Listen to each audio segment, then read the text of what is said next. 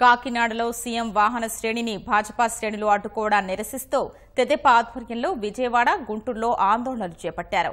భాజపా రాష్ట్ర అధ్యక్షుడు కన్నా లక్ష్మీనారాయణ ఇంటి ముందు తెదేపా చేపట్టిన నిరసన ఉద్రిక్తంగా మారింది. తెదేపా, భాజపా శ్రేణుల మధ్య ఘర్షణకు దారితీసింది. తనపై దాడికి తెదేపా ప్రయత్నించిందని, ఈ విషయాన్ని కేంద్రం దృష్టికి తీసుకెళ్తానని కన్నా అన్నారు.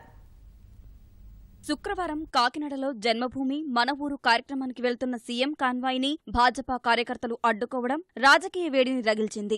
గుంటూరులో తెదేపా, భాజపా శ్రేణుల మధ్య ఘర్షణ జరిగింది. సీఎం కాన్వాయ్ను అడ్డుకోవడాన్ని నిరసిస్తూ గుంటూరులోని భాజపా రాష్ట్ర అధ్యక్షుడు కన్నా లక్ష్మీనారాయణ ఇంటి ముందు తెదేపా కార్యకర్తలు ధర్నా చేశారు. వారిని భాజపా కార్యకర్తలు అడ్డుకున్నారు. ఈ క్రమంలో పరిస్థితి ఉద్రిక్తంగా మారింది.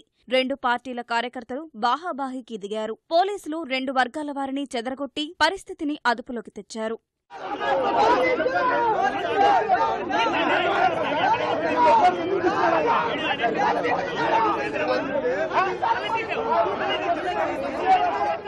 తెదేపా కార్యకర్తలు తన ఇంటి ముందు ధర్నా చేయడాన్ని కన్నా లక్ష్మీనారాయణ ఖండించారు. తనను అంతమొందించడానికే తెదేపా కార్యకర్తలు వచ్చారని ఆరోపించారు.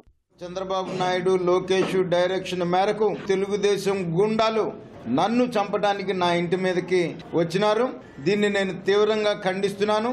దీన్ని నేను కేంద్ర హోంమంత్రి దృష్టికి కూడా తీసుకొని వెళ్తాను. ఈ రాష్ట్రంలో ప్రజలకు రక్షణ లేదు. శాంతి భద్రతలు పూర్తిగా నశించినాయి. ప్రతిపక్ష నాయకులు ఎక్కడా కూడా తిరిగేటువంటి పరిస్థితి కనపడతలా.